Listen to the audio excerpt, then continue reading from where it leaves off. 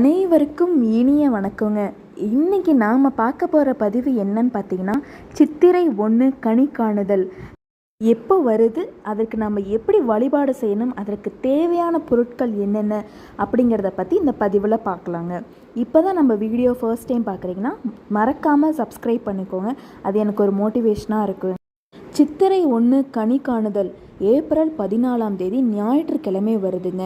நீங்கள் சனிக்கிழமையே வீடு வாசல்லாம் சுத்தம் பண்ணிவிட்டு அதுக்கு தேவையான பொருட்களான மா, பலா, வாழை, மஞ்சள், கட்டி மஞ்சள் இல்லைன்னா பேக்கெட் மஞ்சள் வாங்கிக்கோங்க. வெத்தலை, பாக்கு இதெல்லாமே தேவையான பொருட்கள், மிக முக்கியமான பொருட்கள்.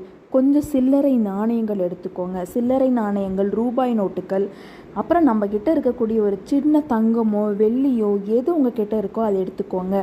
முக்கியமாக எலுமிச்சை பழம் வைக்கணுங்க, அது ரொம்ப கட்டாயமாக வைக்கணுங்க. பிறகு நம்மக்கிட்ட இருக்க எந்த மலர் இருக்கோ அந்த மலரை வச்சுக்கோங்க.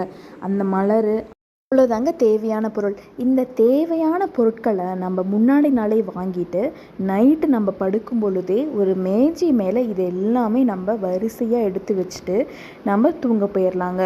அடுத்த நாள் காலையில் நம்ம எழுந்திருக்கும் பொழுது இந்த கண்ணாடியில் நம்ம முகத்தை முழிக்கணுங்க.